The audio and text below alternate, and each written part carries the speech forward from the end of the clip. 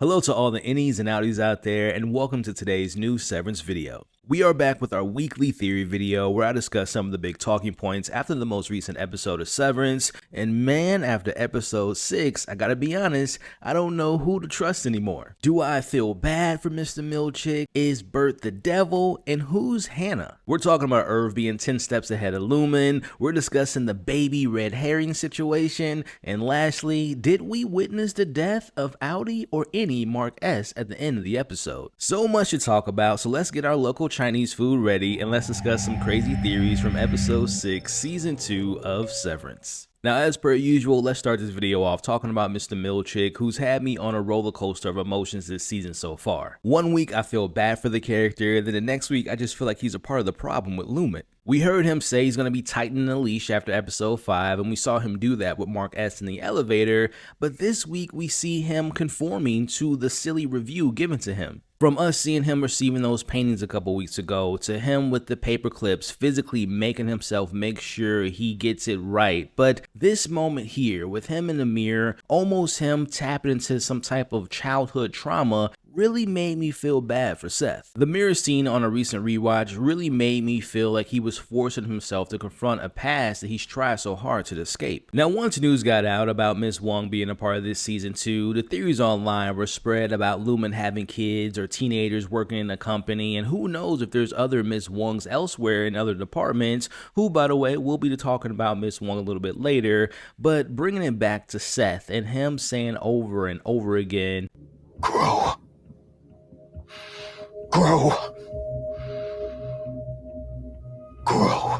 Didn't it almost feel like Milchick was almost conducting his own break room experience in order to remove the Lumon disapproval parts of himself? This could point towards him being one of the original teenagers or children workers of Lumon who have been conditioned to serve without question, but if so, it begs the question, where does the level of compassion that he showed towards the innies come from? There's a reason why I like to start these videos off talking about Mr. Milchick, because his story has been one of the best things about this incredible series, and honestly one of the most surprising character stories in this second season. Now, before moving on to other theories and discussions I have planned for this video, I do want to briefly mention the conversation between Mr. Milchick and Miss Huang. Now, in my main breakdown in this episode, I had mentioned how I felt that when he was referring to the fellowship Miss Huang was a part of to graduate, I was under the impression that he was talking about the Myrtle Egan School for girls. But after further research, there seems to be another school in play.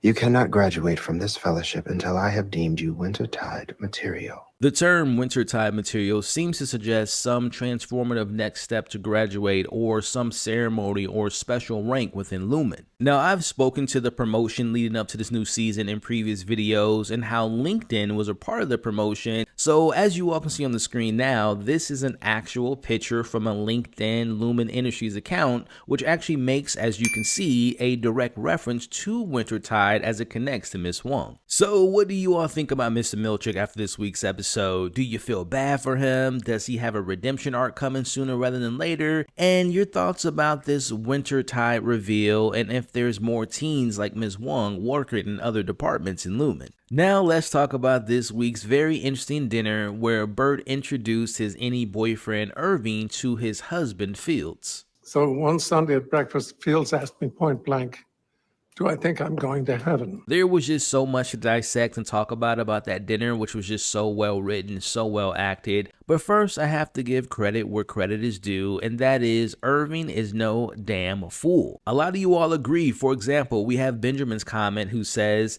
yes, Burt is probably evil, but I think folks need to not underestimate Irv. I think Irv may be a few steps ahead of Burt and Lumon. Need I remind you all, who was it that knew Helly wasn't Helly? Who was it that was getting messages to his innie all the way back in season 1? Not once did I mention this in my breakdown, but again, after a rewatch, Irving is still 10 steps ahead of Lumon. One of the little details that I mentioned in my breakdown was the absence of Radar, Irving's dog, when Mr. Drummond was in his house. Now sure, you can say that maybe the dog was at a neighbor's house because Irving knew he was going to maybe stay out late, but what if this was all a part of his plan? Remember in episode 5, we saw Irving removing all of his paintings ends of the export hallway. I believe he wanted Lumon to find that chest in his bedroom. Now, I could be mistaken on this part, but I felt like the lock on his chest was extremely easy for Drummond to unlock. Look, all I'm saying is I believe Irv is onto Lumon's games as well as Burt, and he's no doubt in control of what's happening on the outside. But for the sake of argument, let's just pretend he doesn't know and he's buying into Burt's story. Which, let's actually talk about Burt. First off, I don't think it's a coincidence that the walkway to Burt's house is similar to the export halls. Also, can we talk about the house in general? Every severed employee's house that we've seen so far on the show has been pretty modest compared to Burt's very expensive looking house. And also, is it me or did his layout of his house seem very similar to the one of Rickens and Devon?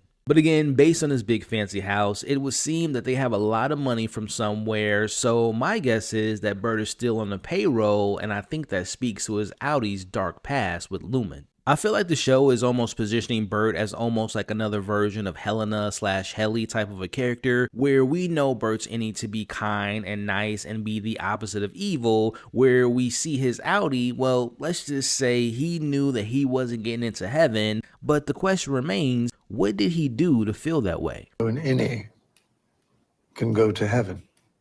Mostly Audi burns.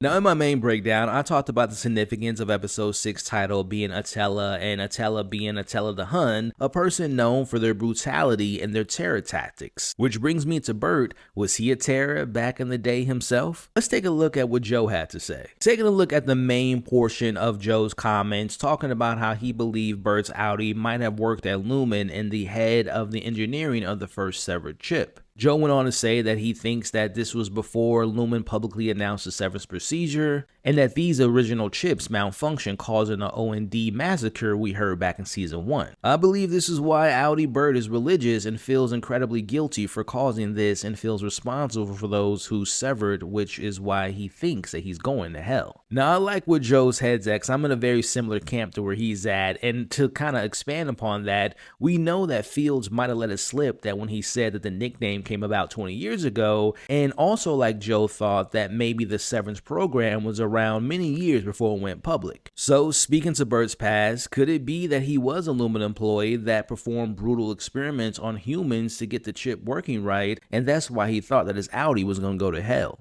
Were there years of testing subjects or sacrificing people for the severance program? Could there be any connections to these people being test subjects and having any connection to the mysterious goats? Again, a lot to take in on what Burt's past was with Lumon, but I think it's safe to assume that Irving isn't getting played, but instead, he's the one that's playing the games on Lumon. And I also think it's safe to assume that Burt's Audi is or was a horrible person and thought that by getting severed, his new innie soul would be saved. I am beyond excited to learn more about Burt and Irving and Fields, and I'm really excited to see what they do next with this storyline. Now, last but not least, let's finish this week's video talking about the potential death of Mark S. and also who's HANNA. Now, of course, we know the episode ended in a pretty shocking scene where we saw Ragabi flooded Mark's chip in order to speed up him being fully reintegrated. Now, we know that this caused Mark to have a bad experience with him seeing his wife and experiencing pain, and we saw him pass out due to what seemed to be him having a stroke. Now, the question is, did we just witness the show kill their main character, and is he gonna die just like Petey? Now, I think the answer to that question is 100% no,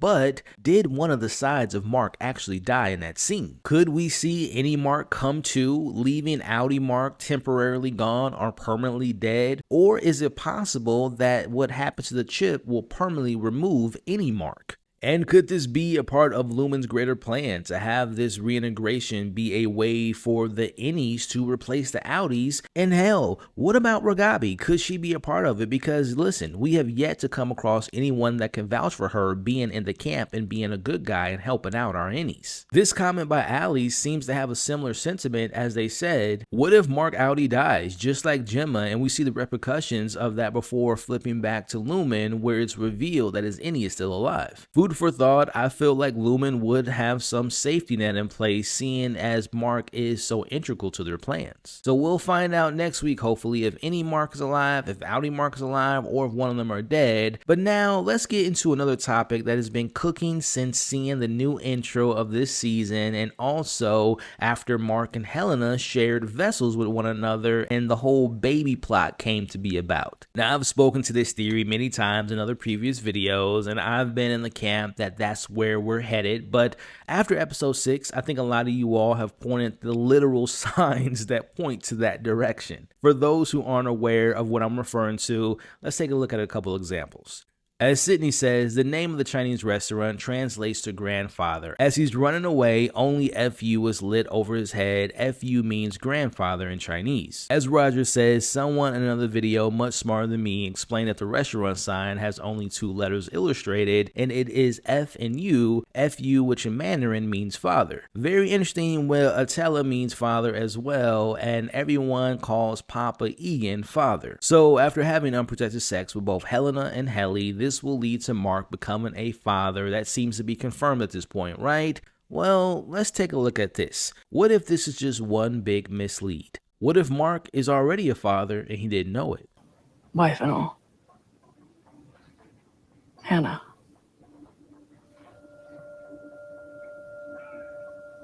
Gemma. So again, who is Hannah? Was that a simple mistake by Helena? Was it a mind game she's playing to test if any Mark was present in that conversation, or her knowing that he's in the process of being reintegrated? Could it be Miss Casey's first name? Could it be Hannah Casey? Well, how about this? What if Hannah is the name of Mark and Gemma's baby that is alive on the testing floor?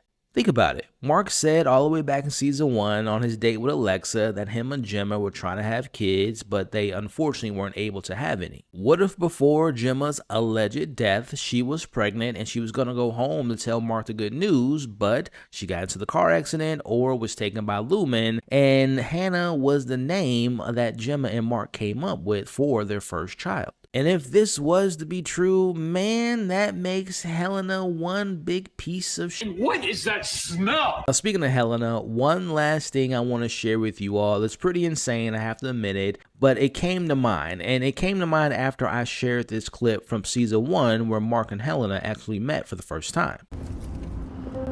Hey! Sorry. Maybe keep your eyes on the icy road. Now, what do you all notice in these 2 photos here, right? Does anything look familiar? Do you see it? Yeah, I'm referring to the flowers in their hands. Now, they look quite similar, right? Now, we know that Annie, Mark, and Helly have incredible chemistry. And I've always been in the camp that parts of your Outy's personality seeps into your Innies. Now, bringing it back to those flowers, could it be that Helly R has the consciousness and personality of Gemma? What if Helly R has Gemma's personality and it was implanted in her severed chip, and that's why Mark is so attracted to her? This goes back to a theory that I even talked about all the way back in season 1, and the idea of all the CEOs having a shared consciousness of Kier Egan. This could be a part of that process. They're using Gemma, they're using Mark to test out if we can implement personalities and consciousness into another individual, and this goes into the cover-up of the car crash for a medical procedure to download her personality into Helena, aka Helly. So I think that's a pretty fun place to end this week's theory video. So with that, share your thoughts about everything we discussed in this video, and please keep sharing your amazing theories, your incredible thoughts, your deeper meanings in the comments for more videos just like this. If you all haven't already, please check out my breakdown of episode 6 where I talked about Gretchen and Dylan, more about Irving and Burt, and so much more. So I will see you all soon to discuss episode 7. So if this is your first time here, welcome to the channel. Hope you all enjoyed the video. Consider sticking around, checking out my other videos, and if you like what you see, consider subscribing to the channel today. And if you all want to take that support even further, consider joining the channel membership. So remember, you all are awesome, stay safe, and I'll see you all in the next video. And remember, I love you.